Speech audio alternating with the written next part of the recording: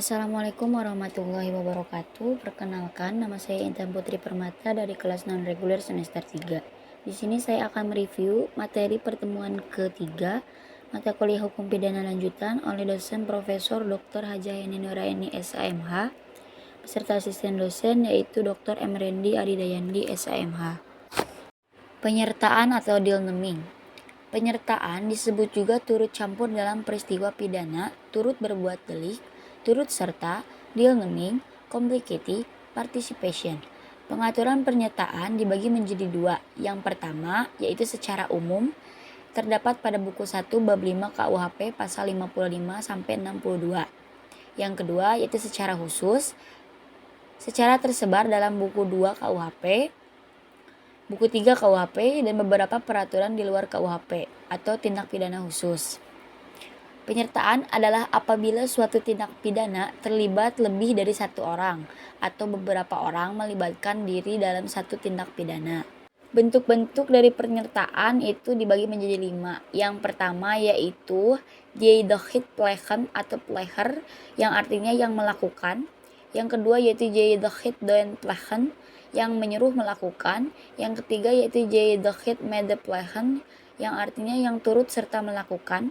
Yang keempat itu Jaydochit uitlokking yang membujuk atau menggerakkan. Yang terakhir yaitu Jaydochit mede plegheid yang membantu melakukan.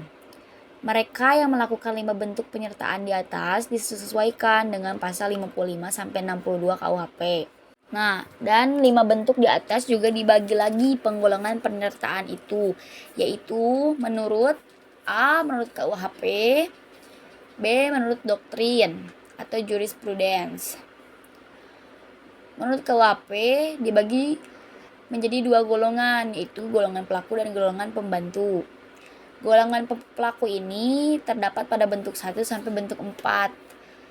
Sama kedudukannya, posisinya, sanksi hukumnya sama dengan pelaku. Terdapat pada pasal 55 ayat 1 sub kedua. Yang bunyinya, mereka yang dengan memberi atau menjanjikan sesuatu dengan menyalahgunakan kekuasaan atau martabat, dengan kekerasan, ancaman atau penyesatan, atau dengan memberi kesempatan, sarana atau keterangan, sengaja menganjurkan orang lain supaya melakukan perbuatan.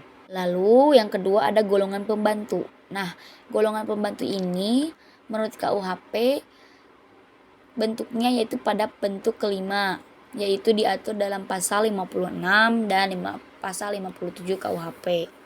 Nah, sedangkan menurut doktrin atau jurisprudence atau perkembangan ilmu hukum atau pendapat para pakar, doktrin atau jurisprudence ini berbeda dengan penggolongan KUHP. Mengapa berbeda? Karena bentuk penyertaan atau ujungnya atau nantinya berhubungan dengan pertanggungjawaban. Pertanggungjawaban ini menurut KUHP bentuk penyertaan 1 sampai 4 sama. Kedudukannya, posisinya, sanksi hukumnya sama dengan pelaku yang terdapat pada pasal 55 ayat 1 sub ke-1 dan 2 tersebut. Nah, yang dimaksud pada pasal tersebut ialah mereka yang melakukan atau mereka yang dengan memberi atau menjanjikan sesuatu. Dan mengambil itu boleh dengan cara langsung atau tidak langsung. Contohnya pada mengambil secara transfer melalui perbankan. Nah, contoh kasusnya itu pada Ares 1921. Yang maksud dari barang berkembang itu barang yang bergerak, barang tidak bergerak, dan barang yang berwujud dan barang yang tidak berwujud. Contohnya yaitu listrik adalah barang tidak berwujud. Wujudnya memang ada, cahaya yang menerangi suatu ruangan misalnya. Tapi untuk dikatakan sebagai barang berbeda dengan kursi yang wujudnya bisa diraba dan bisa dilihat secara jelas dan bentuknya pasti. Sedangkan listrik itu bentuknya tidak pasti. Nah, contoh pada kasus pencurian terhadap dokter gigi di negeri Belanda. Peralatan dokter gigi yang kebanyakan memakai listrik membuat dokter gigi tersebut tidak mampu membayar listrik dengan biaya yang mahal. Kemudian dia mengaitkan listrik di luar rumahnya itu menggunakan benser atau meteran listrik. ke rumah orang lain, sehingga listriknya itu tidak masuk ke meteran rumah dokter gigi tersebut. Dahulu itu tidak masuk dalam delik pencurian, tetapi kemudian karena masyarakat itu berkembang, kemudian masyarakat tahu melaporkan bahwa dokter gigi tersebut melakukan pencurian. Ternyata listrik itu masuk dalam kategori barang yang tidak berwujud tetapi ada. Nah, contoh kasusnya yaitu yang pertama ada ibu guru Naura menyuruh Salsa sebagai muridnya mengambilkan sepatu warna merah muda di ruangan guru. Sedangkan di ruangan guru itu ada 2 sepatu yang berwarna merah muda. Nah, yang dilakukan oleh ibu guru Naura ini kepada Salsa yaitu termasuk pada bentuk dan pelahan atau menyuruh melakukan. Contoh kasus kedua yaitu Pak Ardan menyuruh Fahri sebagai muridnya memukul Pak Salman dengan adanya unsur menjanjikan sesuatu, yaitu nilai. Dan ada pula unsur ancaman, bahwa jika tidak menuruti perintah Pak Ardan, Fahri tidak akan diberi nilai. Nah, contoh kasus Pak Ardan dan Fahri ini termasuk pada bentuk with locking atau membujuk atau menggerakkan. Dalam pasal 55 ayat 1 sub ke 1, yang mana bunyinya mereka yang melakukan, yang menyuruh lakukan, dan yang turut serta melakukan perbuatan. Nah, maka dari itu ada perbedaan dalam kasus 1 dan 2. Jadi dalam bentuk penyertaan poin 2 dan poin keempat itu berbeda. Dalam kasus Pak Ardan dan Fahri, jika Fahri tidak mau melakukan pemukulan pada Pak Salman, maka di sini terdapat bentuk penyertaan with locking, yaitu membujuk atau menggerakkan yang gagal. Sehingga dalam penggolongan ini KUHP itu menggolongkan bentuk 1 sampai 4 itu pidananya sama dengan pelaku. Diatur dalam pasal 55 ayat 1 sub kedua. Sedangkan bentuk kelima atau medeployed atau yang artinya membantu melakukan diatur dalam pasal 56 sampai 57 KUHP. Jadi KUHP membagi 2 golongan. Dan dari bentuk pernyataan ini dibagi 2 golongan, yaitu golongan pelaku, yaitu bentuknya 1 sampai 4. Apa yang membuat golongan pelakunya yaitu pertanggungjawabannya sama dengan pelaku. Itu yang menyuruh, yang menggerakkan, yang turut serta itu pidananya sama dengan pelaku. Dan sedangkan golongan pembantu itu tetapi yang membantu itu berbeda lagi. Biasanya diberi sedikit keringanan. Nah, sedangkan menurut doktrin atau jurisprudence berbeda dengan penggolongan KUHP. Doktrin atau jurisprudence memiliki 2 penggolongan juga, yaitu zelfstandige vormen van deelneming, bentuk pernyataan yang berdiri sendiri, artinya pelaku bertanggung jawab sendiri-sendiri atas perbuatannya, yaitu bentuk 1 sampai dengan bentuk 3 menurut doktrin ini. Mengapa disebut pernyataan yang berdiri sendiri? Karena keberhasilan tindak pidana itu tidak bergantung kepada pelaku yang lain. Contohnya, pada kasus ibu guru Naura yang menyuruh Salsa sebagai muridnya mengambilkan sepatu warna merah muda di ruangan guru. Jika Salsa bersedia atau mau, Salsa pergi ke ruangan guru tersebut. Tetapi jika tidak selesai sampai di situ saja. Nah, tetapi berbeda jikalau membujuk seperti pada kasus Pak Ardan menyuruh Fahri sebagai muridnya memukul Pak Salman, sehingga dalam praktik adanya pembujukan yang gagal atau mislock, yaitu gagalnya suatu tindak pidana. Mislock it locking atau pembujukan yang gagal. Contohnya, Pak Ardan menyuruh Fahri muridnya memukul Pak Salman. Jika Fahri tidak mau melakukan pemukulan pada Pak Salman, maka di sini Pak Ardan melakukan mislock it locking, yaitu pembujukan yang gagal kepada Fahri. Nah, Pak Ardan menyuruh Fahri sebagai muridnya memukul Pak Salman dengan adanya unsur menjanjikan sesuatu, yaitu nilai. Dan ada pula unsur ancaman bahwa jika tidak menuruti perintah Pak Ardan, Fahri tidak akan diberi nilai. Fahri ketakutan tidak diberi nilai, dan akhirnya Fahri menyuruh Barik melakukannya pada Pak Salman. Jadi, pembujukan Pak Ardan ke Fahri itu gagal. Tetapi pembujukan Fahri ke Barik berhasil. Dalam praktik banyak kasus seperti itu.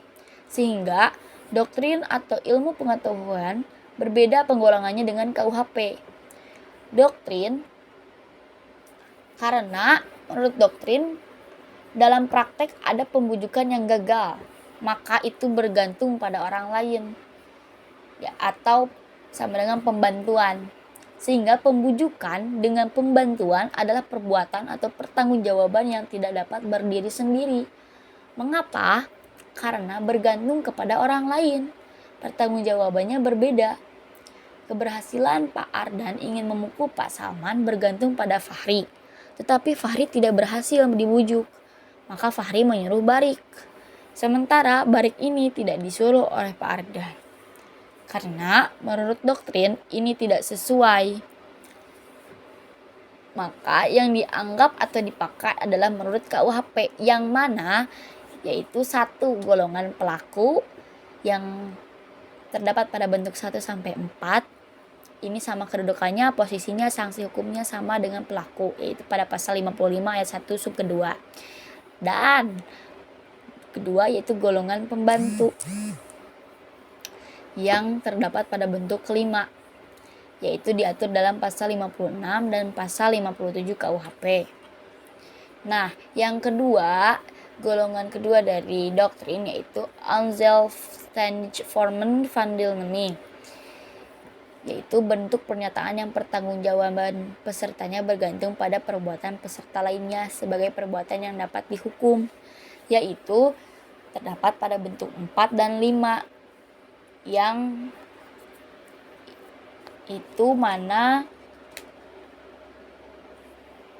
mana J the hit with locking yang membujuk atau menggerakkan, dan J the hit made the plechtigheid yang membantu melakukan. Selanjutnya yaitu bentuk. Bentuk ini ada dua. Itu yang pertama, plecher atau dader. Itu pelaku yang melakukan tindak pidana. Dalam hal ini dapat dikategorikan sebagai pelaku tunggal atau dapat juga sebagai pelaku jamak. Pelaku tunggal misalnya contoh melakukan pencurian sendirian atau membunuh sendirian. Nah, pelaku jamak itu misalnya contoh perampokan bank yang dilakukan oleh 3 orang. Kita sebut A dan B ke dalam bank, sedangkan C menunggu di luar. Maka C dianggap tidak melakukan kejahatan pencurian atau perampokan. Tetapi dia menunggu di luar. Keberhasilannya A dan B ini dibantu oleh C, karena jika tidak ada C mungkin akan ada banyak massa yang menghampirinya. Dan artinya C ini tidak melakukan perampokan, tetapi dia pemidanaannya sama dengan melakukan, yaitu kerja sama secara fisik. Nah, atau contoh lain dari pelaku jamak yaitu misalnya contoh Z melakukan pemerkosaan terhadap S di sebuah ruangan, sedangkan W sebagai teman Z ikut serta dengan cara menunggu di luar ruangan supaya tidak ada orang yang masuk ke ruangan tersebut. Nah, maka W dapat dipidana karena turut serta, yaitu kerjasama secara sadar. Artinya, W sadar bahwa Z sedang melakukan pemerkosaan. Artinya, dalam hukum pidana dijelaskan bahwa tidak harus selalu berbuat aktif, bahkan pasif pun bisa terkena sanksi. Jadi, penggolongan ini adalah berhubungan dengan pertanggungjawaban. Yang kedua yaitu ada doenpleger atau menyuruh melakukan, yaitu orang yang melakukan tindak pidana menggunakan orang lain sebagai perantara, tetapi perantara itu hanya berperan sebagai alat. Dan plegen mempunyai ciri yaitu ada dua pihak, yaitu yang pertama pelaku langsung dan pelaku tidak langsung. Pelaku langsung atau manus ministra atau aktor materialis atau yang melakukan, yang berperan sebagai alat, Yang kedua yaitu pelaku tidak langsung atau manusia dominan atau aktor intelektualis atau yang menyuruh. Karena di dalam menyuruh harus ada alat, harus ada dua orang yang berperan sebagai contoh G dan H misalnya. Harus ada alat, harus manusia berperan aktif, tidak boleh pasif. Nah, ketiga ini yaitu sebagai unsur-unsur dalam Doenplechen. Contoh kasus, misalnya anjing peliharaan yang menggigit seseorang yang ada pada depan rumah majikan anjing tersebut, maka majikan anjing tersebut dapat dimintai pertanggungjawabannya karena anjing itu dipelihara dan dilatih untuk menggigit atau menghalau orang yang masuk rumah oleh majikannya. Alat atau pelaku langsung atau manus ministra ini dipakai tidak dapat dipertanggungjawabkan atau dimintai pertanggungjawaban. Contohnya anjing pada kasus di atas. Nah, kembali jadi harus manus ministra atau aktor materialis dan pelaku tidak langsung atau manus domina atau aktor intelektualis. Contoh, Ibu guru Naura menyuruh Salsa, muridnya, mengembalikan sepatu warna merah muda di ruangan guru. Sedangkan di ruangan guru ada 2 sepatu yang berwarna merah muda dan Salsa salah mengambil sepatu, yang mana itu adalah sepatu Ibu guru Leni, bukan milik Ibu guru Naura. Jadi, Salsa ini sebagai manus ministra atau aktor materialis, sedangkan Ibu guru Naura sebagai pelaku tidak langsung atau manus domina atau manusia dominan atau aktor intelektualis. Nah, di dalam Doenplecher harus ada alat dan alat itu harus manusia, ministra. Alat itu harus berbuat aktif dan alat itu tidak dapat dimintai pertanggungjawabannya. Jadi pada akhirnya jika Ibu guru Leni tahu dengan bukti CCTV yang ada bahwa yang mencuri atau mengambil tanpa izin itu adalah Salsa. Walaupun Salsa yang mengambil, Salsa bisa mengatakan bahwa Salsa disuruh oleh Ibu guru Naura untuk mengambil karena menurut Salsa dia mempunyai kewajiban perintah dari wali kelasnya yang mana itu Ibu guru Naura untuk mengambil sepatu di ruangan guru. Jadi sepanjang Salsa bisa beralibi dengan logik, maka Salsa bisa lepas dari tuntutan hukum. Mengapa? Dari mana itu dasar hukumnya? Ini, penyebab tidak dapat dimintai pertanggungjawaban pidana terhadap orang yang disuruh adalah karena orang tersebut hanya berperan sebagai alat atau pelaku material yang didasarkan pada 1. Tidak sempurna pertumbuhan jiwanya terdapat pada pasal 44. 2. Adanya keadaan yang memaksa terdapat pada pasal 48. Dan yang ketiga, ada perintah jabatan yang tidak sah pada pasal 51 ayat 2. Yang keempat, adanya kekeliruan atau pemalsuan. Yang kelima yaitu tidak mempunyai maksud untuk melakukan kejahatan seperti disyaratkan dalam undang-undang. Nah, dengan dasar 5 poin ini bahkan salah satu memenuhi, maka itu bisa dijadikan alasan. Nah, dari 5 poin ini yang mungkin bisa dipakai oleh Salsa yaitu yang poin nomor 4 dan poin nomor 5, adanya kekeliruan, atau poin 5 tidak mempunyai maksud untuk melakukan kejahatan. Ibu guru Naura tidak bisa berbicara tidak atau tidak mengakui karena dalam hukum pidana Salsa dan Ibu guru Naura ini Salsa sebagai adanya langsung dan Ibu guru Naura itu menyuruh Salsa secara tidak langsung. Nah, Salsa ini sebagai manus ministra, sedangkan Ibu guru Naura sebagai manus domina. Salsa sebagai aktor materialis, sedangkan Ibu guru Naura sebagai aktor intelektual. Dan Ibu guru Naura yang dapat dimintai pertanggungjawabannya. Sekian, terima kasih. Mohon maaf apabila ada kesalahan dalam penyampaian review. Wassalamualaikum warahmatullahi wabarakatuh.